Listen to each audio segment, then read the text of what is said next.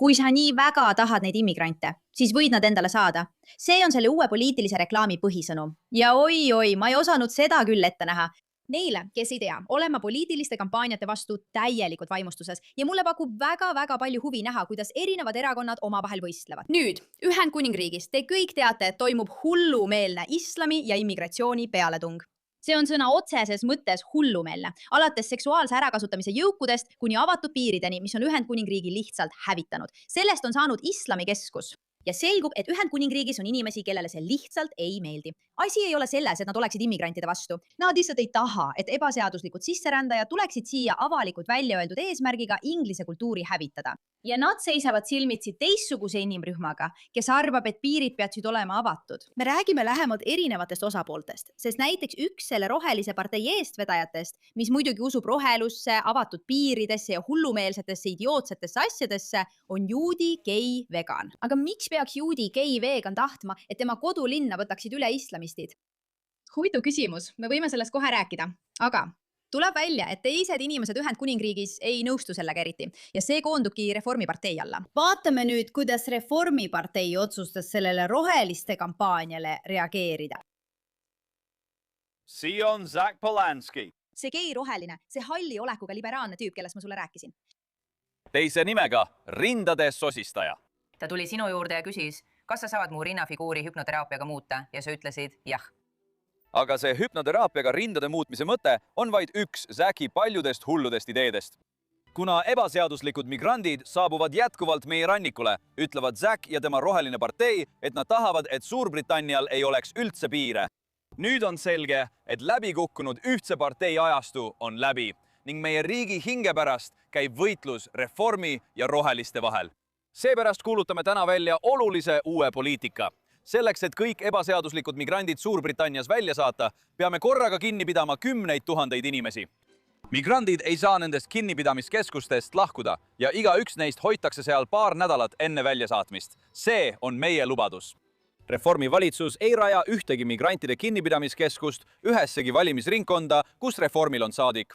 Me ei raja neid sinna, kus Reform juhib volikogu. Ja ülejäänud piirkondades eelistame me rohelisi parlamendiringkondi ja roheliste kontrolli all olevaid volikogusid, et rajada sinna need migrantide kinnipidamiskeskused. See tähendab piirkondi nagu just siin Brightonis.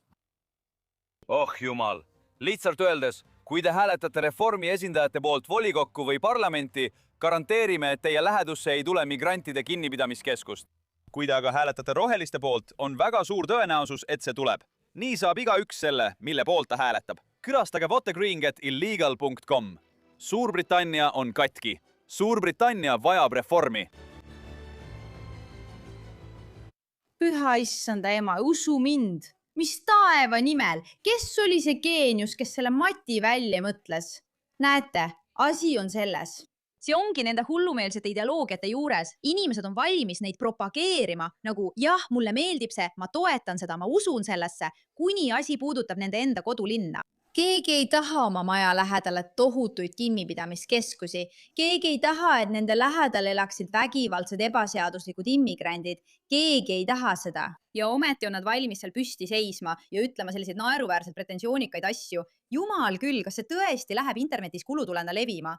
Andke neile, mida nad tahavad. Okei, jälle, siin on see Zach Polanski tüüp. Olge valmis, sest ma ütlen seda valjult ja selgelt. Migrandid ja pagulased on siin teretuldud!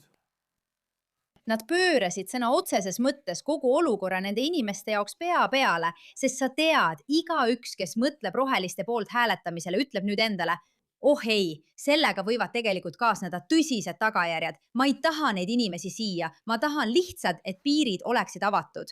Nüüd saad aru, et asi on halb. Sa tead, et asi on halb, kui Keir Starmer, ilmselt kõigi aegade halvim peaminister, tuleb välja ja ütleb, et tal on probleem Zachiga. Kui ma nüüd näen, et Zach Polanski tuleb välja, retweetib või toetab selle kriitikat, siis ma arvan, et see on häbiväärne. Kuulge, ma tahan korraks sahist rääkida, sest see teema ei puuduta kuidagi seda, kui imeline see reklaam oli. Te peate teadma midagi, mida nimetatakse enesevihkajatest juutideks, eks? Te lihtsalt peate teadma. ennast vihkavatest juutidest, sest see on oluline teema, millest tuleb rääkida. Kui te kuulete juutidest, kes seal väljas valetavad ja teevad neid kohutavaid asju, siis nad ei esinda kõiki juute, eks? Praegu on Zachil suur surve peal, sest ta on valesti väitnud, et on Briti Punase Risti pressiesindaja. Ja kohe ilmuks suur Timesi raport, mis ütleb, et tal on võltsitud tunnistused ja ta on lihtsalt üks neist võltsidest valetajatest. Nüüd, ma ei tea, mis selles videos võiks panna kedagi nii arvama. Kes siin on? Tule nüüd. Sa suudad lahendada. See ei ole nagu poliitikuks sobiv inimene. Ma mõtlen, mis asi see on, eks? Pea meeles, poliitika peaks olema kõigile. Ükski laps ei saa seda vaadata. Minu arvates on see lihtsalt vastik käitumine. Ma lihtsalt ei suuda seda taluda. Aga taaskord, Zach Polanski ei olnud Hilloteraapia riikliku nõukogu täisliige, kuigi ta ütles klientidele, et on. See mees on natuke petis ja natuke valetaja. Nüüd, miks ma teen siin videot teise juudi vastu? Noh, sest ma arvan, et on oluline, et inimesed mõistaksid, et mitte kõik juudid ei räägi juutide nimel. On inimesi, kes on tõesti rumalad ja ohtlikud meie ühiskondadele. Ja jah, nad võivad olla ka juudid. See sõltub nende poliitilistest veendumustest ja ideoloogiatest. See mees on gei, piire pooldav, juudi vegan. Ta on ohtlik poliitik, kes evitab ohtlikke ideoloogiaid, arvates, et kui ta lihtsalt püüab islamistidele meele järel olla, siis nad lepivad temaga. Arva ära, mis juhtub. Nad ei ole, sest ta on kasulik idioot ja ta ei räägi meie kõigi nimel. Ja taaskord, ta mitte ainult ei räägi meie kõigi nimel, vaid kasutas Golden Screeni terrorirünnakut, mida te kõik nägite, lihtsalt selleks, et politsei vastu välja tulla. Mis on naeruväärne, lihtsalt naeruväärne. Ja ta pöördub alati selle ohvri mentaliteedi juurde tagasi, mida ma ei suuda taluda. Isik, kes segab omavahel antisemitismi, on Benjamin Netanyahu. Ei, ärme lähe selle teema juurde. Ma küsisin sinu käest selle riigi juudi kogukonna tunnete kohta. Sellel, millele sa just hakkasid üle minema, pole peaaegu mingit pistmist sellega, millest ma räägin. Ja tundub, et sa oled ikka veel ebakindel. Kas sa usud, et juudid Suurbritannias on ohus või arvad sa tegelikult, et olukord pole nii hull, nagu mõned inimesed seda kujutavad? See pole üldse see, mida ma ütlesin. Ja ka eelmisel nädalal ma ei öelnud seda. Ma ütlesin, et on inimesi, kes on ohus, juudi inimesi, ja see on ilmselgelt tõsi. On ka inimesi, kes tunnevad, et need marsid on vihamarsid. Ma ütlen juudi inimesena, kes marsib koos paljude teiste juutidega Palestiina okupeerimise vastu, et kui inimesed ütlevad, et see paneb neid end ebaturvaliselt tundma, siis see on moonutus sellest, mis see marss tegelikult on. Kordan. Juudi inimesena marsin ma koos paljude teiste juutidega nendel marsidel. Täna on juba olemas seadused. Te ei ole kõik juudid, ma lihtsalt ütlen. Ei, te ei ole kõik juudid. Te ei seisa ega esinda enamiku juute, keda ma tean. Ja see ongi asi, mida inimesed teevad. Nad leiavad ühe juudi, kellel on hullumeelne ideoloogia ja kes arvab, et islamistidega koos marssimine, nendest samadega, kes esimesel võimalusel teda mõnel terrorirünnakul tapaksid, tõestab maailmale, kui hea inimene ta on. See ongi see, mida valitsus toetab ja mille järgi politsei tänapäeval tegutseb. See on vale. Nagu ma juba ütlesin, juudina marsin ma koos paljude teiste juutidega nendel marssidel. Tänapäeval on juba olemas vastavad seadused. Te kõik ei ole juudid. Ma lihtsalt ütlen, et praegune poliitika on. Miks minu juudi identiteet sellest vestlusest välja jäetakse? Ma ei ole kustutamas seda. Nii paljud inimesed nendel marssidel. Ära proovi seda minu peal. Minu mõte on see, et praegu on poliitika selline, et kui keegi usub, et juhtum on vihakuritegu, olenemata sellest, kas ta on ohver või mitte, siis politsei registreerib selle vihakuriteona. Kohus käsitleb seda nii. Sa ütled, et kuna sina ei arva, et see on vihakuritegu, siis ei peaks see ka nii olema. Kui marssidel pannakse toime vihakuritegusid, siis tuleb nendega tegeleda ja nende jaoks on juba olemas seadused. Nagu ma ütlesin, nendel marssidel ei ole ma näinud vihakuritegusid. Ja ma arvan, et see on solvav laim paljudele inimestele, kes marssivad rahu nimel. Maailm on tegelikult üleval korrusel. Ja teised, kes nii arvavad. Mis on valesti? Need ei ole vihatäisüritused. See on nende mõtetes.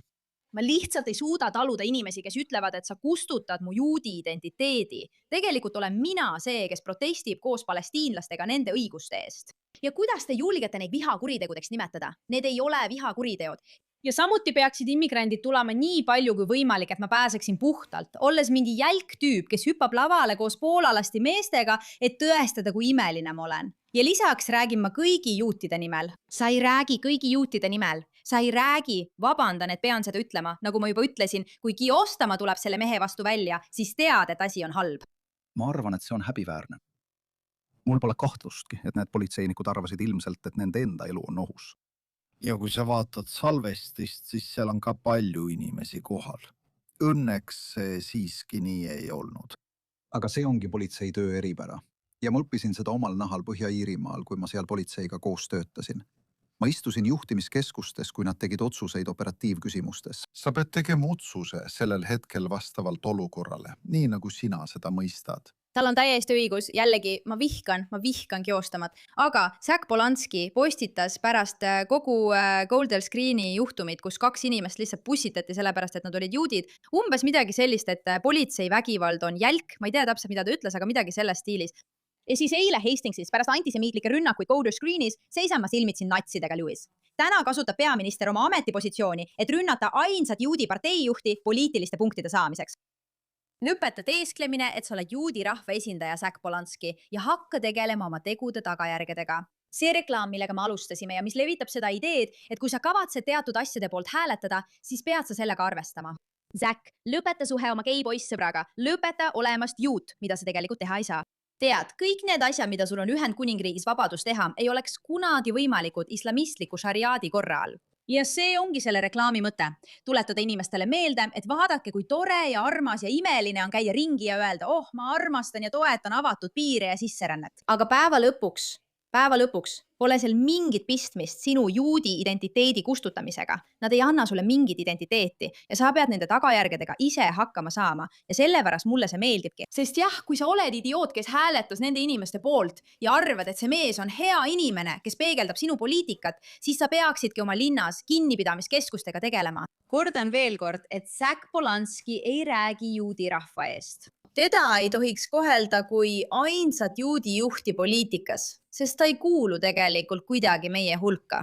Ta on reetur. Ta on juut, sest seda ei saa bioloogiliselt muuta, kuid ta ei esinda juudi seisukohta mitte mingil moel ja igaüks, kes seda tõsiselt arvab, on ausalt öeldes üsna rumal. Aga jälle kord, kanna oma tegude tagajärgedest vastutust. Tahad, et islamistid oleksid igal pool, proovi siis nendega koos elada gei inimesena, Zack.